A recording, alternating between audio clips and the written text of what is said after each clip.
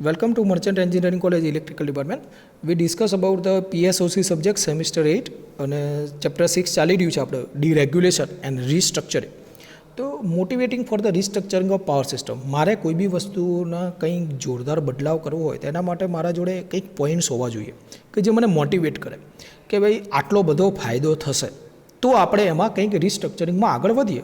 Normally તમારા ઘરે કંઈક તમારે બદલાવ કરવો હોય તો તમારા જોડે કંઈક એના ગુડ પોઈન્ટ્સ હોવા જોઈએ. ઓકે, તો સેમ વસ્તુ પાવર સિસ્ટમમાં પણ છે. તો જો since 1980 the electricity supply industry has been undergoing rapid and drastic છે. આપણે 1980 પછી ઘણા બધા બદલાવ કર્યા છે અને કરતા રહીશું આગળ પણ. ઓકે, તો એના રીઝન કયા છે? તો કે મેઇન રીઝન બિહાઇન્ડ ધ રીસ્ટ્રક્ચરિંગ, તો કે એનું લિસ્ટ ખૂબ જ લાંબુ છે પણ એક વખત એક્ઝામમાં આવ્યું છે એટલે આપણે કરી શકીએ. ઓકે, દરેક પોઈન્ટ્સ યાદ રહેવું જરૂરી નથી, છતાં લોટ્સ ઓફ પોઈન્ટ છે, એમાંથી તમને 15 પોઈન્ટ પણ યાદ રહે તો પણ સારું કહેવાય. ઓકે, ચલો એક પછી એક બધા પોઈન્ટની ચર્ચા કરશું અને તમને એવું લાગશે કે ના સાહેબ જરૂરી છે. ઓકે, ચલો to improve the reliability of the transmission and distribution system. કેમ? કારણ કે આ રિસ્ટ્રક્ચરિંગથી આપણી રિલાયબિલિટી વધવાની છે. બીજું, to curb the transmission and distribution losses to improve the operating efficiency of power system. Kerb એટલે કે એના ઉપર કંટ્રોલ આવે, નિયંત્રણ આવે. કોના ઉપર? તો કે લોસીસ ઉપર. અને એનાથી શું થશે? આપણી ઓપરેટિંગ એફિશિયન્સી વધશે પાવર સિસ્ટમની, લોસીસ ઘટશે તો. ઓકે, તો સેકન્ડ પોઈન્ટ થયો. એક જ મિનિટ. હા ચલો રેડી.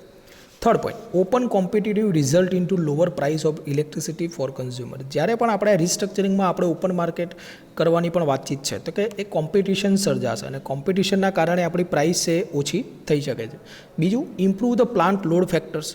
પ્લાન્ટના લોડ ફેક્ટર્સ વધશે. પ્લાન્ટ લોડ ફેક્ટર આપણે ઇપીજીમાં તમે ભણો છો, લોડ ફેક્ટર શું છે, યુટિલાઇઝેશન ફેક્ટર શું છે, એ બધી વસ્તુમાં આપણે પ્લાન્ટ ફેક્ટર, લોડ ફેક્ટર વધશે. ટૂંકમાં તમને એમ કહું કે તમને જે પાવર છે ઓછા પૈસામાં મળી શકે અને જેટલો પણ આપણો જે પાવર પ્લાન્ટ છે એ એની જે યુઝ છે એ 100% યુઝ થઈ શકે.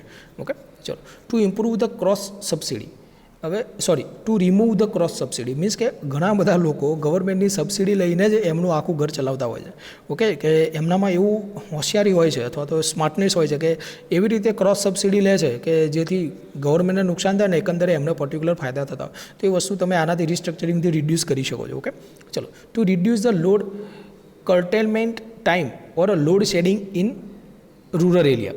હવે આ જે ટાઈમ છે કર્ટેલમેન્ટ્સ ટાઈમ એટલે કે જે આપણે ઘણી વખતે લાઇટો જતી હતી. હવે તમે જુઓ અત્યારે તમારે જે તમે નાના હશો એટલે ઘણી વખતે લાઇટો જતી હશે. તમે નાના હશો એટલે ઘણી વખત લાઇટો જતી હશે. અત્યારે એવું બદલાવ ખૂબ ઓછો થાય છે અને થાય છે તો 15-20 મિનિટ કે અડધો કલાકમાં લાઇટો આવી જાય. ઓકે, એટલે મીન્સ કે આપણું જે લોડ શેડિંગ છે એ ઘટ્યું છે. લોડ શેડિંગ મીન્સ કે લોડને બંધ કરવો, વધારાના લોડને બંધ કરવો, ઇમરજન્સીને સપ્લાય આપવો. કેમ? કારણ કે લોડ વધી ગયો છે, જનરેશન ઘટી ગયું છે, તો એ વસ્તુ ઓછી થશે. ચલો 7 નંબરનો પોઈન્ટની વાત કરીએ, increase the socio economic status of the consumer. તમને કન્ઝ્યુમરનો સોશિયો ઇકોનોમિક સ્ટેટસમાં ઇમ્પ્રુવનેસ થશે. સોશિયો ઇકોનોમિક એટલે સામાજિક આર્થિક જે સ્ટેટસ છે એમાં વધે. લાઇટ તમને જે પણ ઇલેક્ટ્રિસિટી દરેક જગ્યાએ મળે તો કંઈક ના કંઈક વિકાસ થવાનો છે, ડેવલપમેન્ટ થવાનું છે. Availability of the newer equipments, newer electric equipment like the cars, mobile, laptops lead to increase the power demand. હવે તમે જુઓ, તમે અત્યારે ઘરે જે પણ સપ્લાય યુઝ કરી રહ્યા છો એની જગ્યાએ આજથી 10 વર્ષ પહેલાં આનો હાફ સપ્લાય પણ આપણે યુઝ નહોતા કરતા. મીન્સ કે પહેલાં ઘણી જગ્યાએ એવું હતું કે પંખો હોય તો એક જ જગ્યાએ પંખો હોય, બધા ત્યાં સૂઈ જાય. લેપટોપ્સ નહોતા, પીસી નહોતા, ઘણી જગ્યાએ પ્રિન્ટર્સ ને ટીવીઝ ને વોશિંગ મશીન, ફ્રીજ, બહુ બધા ઇલેક્ટ્રિક લોડ ઘરોમાં વધી રહ્યા છે. ઓકે, તો એ બધાને પહોંચી વળવા માટે જે નવા ઇક્વિપમેન્ટ્સ હવે વધી રહ્યા છે, ધારો કે હવે તો ઇલેક્ટ્રિક કાર પણ આવશે, એવી વાતો પણ ચાલે છે. છેલ્લા આગામી 10 વર્ષમાં એવું બની શકે કે ઇલેક્ટ્રિક કારો જ હોય. ઓકે, તો એ બધી જે નવા છે તો એ ડિમાન્ડને પહોંચી શકાય રિસ્ટ્રક્ચરિંગથી. Okay, next 9, technological innovation leading to the improvement in efficiency of the gas turbine and hydro generating unit. Means કે આપણા જે નોર્મલ હાઇડ્રો પાવર પ્લાન્ટના જે જનરેટર્સ છે, ગેસ ટર્બાઇન્સ છે, એમાં આ જ્યારે પણ આપણે કોસ્ટ ઘટાડવાની વાત આવશે તો ટેકનોલોજીને ઇમ્પ્રૂવ કરવાની વાત આવશે તો જ કોઈ બી કોસ્ટ ઘટી શકે. તો એને પણ થોડું પ્રોત્સાહન મળશે. Computerise control of the system જે આવી જ ગયું છે પણ પહેલાં નહોતું. 1980 પહેલાં કોમ્પ્યુટરાઇઝ સિસ્ટમ. ઓકે, પછી risk free availability of the finance for the development of power system. જે પણ ફાઇનાન્સ પાવર સિસ્ટમમાં લાગશે એમાં એક ગુડ અને હેલ્ધી અને હેન્ડસમ કોમ્પિટિશન હશે. તો એના કારણે જે રિસ્ક છે એ ખૂબ જ ઓછું થઈ શકે છે. બીજું, પ્રાઇવેટાઇઝેશન. જો આ વર્ડ અત્યારે ખૂબ જ ફેમસ છે ને, કેમ? કારણ કે બધી જગ્યાએ થઈ રહ્યું છે, બરાબર. તો કે પ્રાઇવેટાઇઝેશન તમે જોયું છે, બેન્કિંગમાં જે રાષ્ટ્રીયકરણ થયું હતું ઇન્દિરા ગાંધી વખતે એ હવે પ્રાઇવેટાઇઝેશન થઈ રહ્યું છે અને એના કારણે બહુ બધી વખતે બેન્કોના કર્મચારીઓ છે LICના કર્મચારીઓ છે, કોઈ બી એરલાઇન્સના કર્મચારીઓ છે, એ બધા વિરોધ કરતા હોય છે, બરાબર. રેલવેઝમાં પણ પ્રાઇવેટાઇઝેશન ઘણી બધું થોડું આગળ વધારવાની વાત છે. તો પ્રાઇવેટાઇઝેશનના ફાયદા પણ છે, ગેરફાયદા પણ છે, પણ નોર્મલી જે કસ્ટમર છે એને એના જે પૈસા છે એના બદલામાં સારી સર્વિસ મળે એટલું તો આપણને ખબર છે. ઓકે, ચલો. તો કે પ્રાઇવેટાઇઝેશન, તો કે government strong believe that the privatisation can bring better job opportunity and improve the service and efficient operation. ચલો, પ્રાઇવેટાઇઝેશનનું એક આપણા GEBનું એક ઉદાહરણ આપું. નોર્મલી અત્યારે GEBમાં કોઈ બી પ્યુન હોય ને, તો પ્યુનના સેલરી તમે જોશો ને તો 60,000 થી 70,000, 60,000 થી 70,000 પ્યુનના સેલરી જતા રહે છે બાય ગવર્મેન્ટ રૂલ્સ. ઓકે, આપણે કોઈ જાતનો વિરોધ નથી કરી રહ્યા, જસ્ટ એક્ઝામ્પલ આપું છું, એટલે કોઈ ખોટું ના લગાડતા. ઓકે, તો હવે તમને એવું લાગે કે ભાઈ 70,000માં 2 કે 3 એન્જિનિયર્સ હજુ પણ સારું પરફોર્મન્સ આપી શકે, પ્યુનના સેલરીમાં 2 કે 3 બીજા સારા વ્યક્તિઝ વર્ક કરી શકે. ઓકે, તો ગવર્મેન્ટ્સના ફાયદા પણ છે, ગેરફાયદા પણ છે, પણ આપણે આપણા પોઈન્ટ ઉપર ચર્ચા કરશું. ઓકે, તો કે government strong believe that the privatisation can bring better job opportunity, એમાંથી જોબ ઓપોર્ચ્યુનિટી વધશે, improve service and efficient operation. હા, ક્લીનનેસ વધે, બરાબર, જેની સૌથી વધારે આપણે જરૂર છે. હમણાં એક સોશિયલ મીડિયામાં ફોટોસ પડતો હતો કે ભાઈ રેલવેનું પ્રાઇવેટાઇઝેશન કોઈ એક જગ્યાએ થયું છે અને એના જે ટોયલેટ્સ હતા એના ઇમેજીસ હતા કે ભાઈ જ્યારે ગવર્મેન્ટના અંડરમાં હતું ત્યારે ટોયલેટ્સ કેવું દેખાતું હતું, આપણને ખબર છે રેલવેના ટોયલેટ્સ કેવા હોય, અને જ્યારે એને પ્રાઇવેટાઇઝેશનમાં લીધું ત્યારે એના ટોયલેટ્સ કેવા દેખાય, બંનેની ઇમેજ હતી અને એમાં બહુ વધારે ડ્રાસ્ટિક ચેન્જ હતો. ઓકે, ચલો આપણે આપણા પોઈન્ટ ઉપર આવી ગઈએ. ચલો, બીજું છે overstaffing in electricity centre during the old days. Overstaffing છે એ અતિશય કોઈ બી સ્ટાફિંગનો વધારો થઈ ગયો છે છતાં, અથવા તો કોઈ વધારે પડતું કોઈ જગ્યાએથી લોસીસ થઈ રહ્યા છે. ઓકે, એને તમે લઈ શકો. ઓકે, પણ નોર્મલી આપણે ત્યાં તો એવું ઓવરસ્ટાફિંગ તો છે નહીં, ઉપરથી સ્ટાફની જરૂર જ હોય છે. ઓકે, બીજું મેનેજરિયલ ઇનએફિશિયન્સીસ. હા, ઓવરસ્ટાફિંગ છે ને, BSNLમાં એવું થયું હતું. BSNLમાં ઘણા બધા લોકોને છેલ્લા 1-2 વર્ષમાં એ લોકોને જે પણ છે એમનું રિટાયરમેન્ટ છે એ લેવાની ફરજ પાડવામાં આવી હતી. બધા પૈસા પ્રોવાઈડ કર્યા હતા, નો વરી.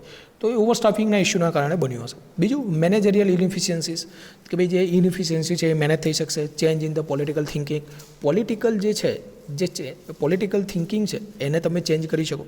ઓકે, કે અને પોલિટિકલ થિંકિંગ જ્યારે ચેન્જ થશે ને તો જ જ્યાં જગ્યાએ ઇલેક્ટ્રિસિટી નથી ત્યાં પહોંચી શકશે, કારણ કે એના માટે ખૂબ જ વધારે હિંમતની જરૂર છે અને બહુ વધારે એક લોંગ ટર્મ ફોરકાસ્ટિંગની જરૂર છે. ઓકે, બીજું લિમિટેડ ફ્યુઅલ રિઝર્વ્સ, આપણું જે ફ્યુઅલ રિઝર્વ છે એ ઓછું થશે.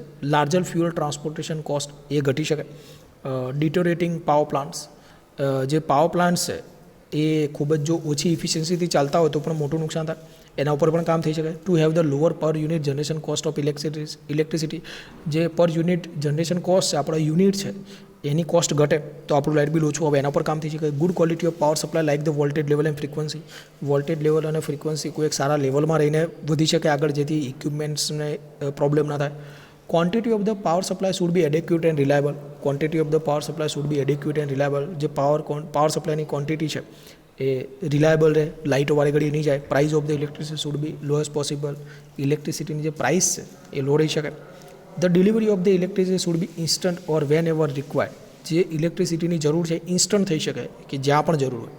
બીજું the mode of the settlement electricity price should be free, fair and open end any other electricity matter attachment in this transaction. જો હવે ઇલેક્ટ્રિસિટીનું જે સેટલમેન્ટ છે, પ્રાઇસ સેટલમેન્ટ છે, ફ્રી હોય, ફેર હોય. ફેર એટલે કે જેમાં કોઈ જાતનું ભેદભાવ ના થતો હોય. ઓકે, ઓપન હોય.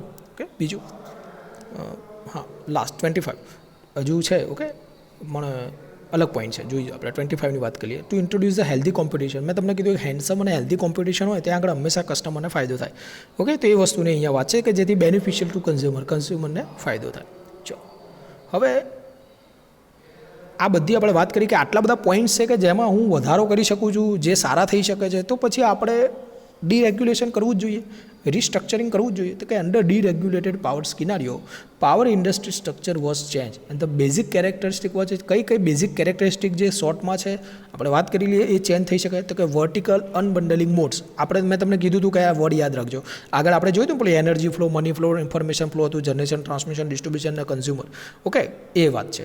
તો કે એમાં તમે ચેન્જ કરી શકો. ટ્રાન્સમિશનમાં, રિટેલિંગમાં, પ્રાઇવેટ પાવર સેક્ટર્સ જે છે પ્રોડ્યુસર, એમાં થઈ શકે.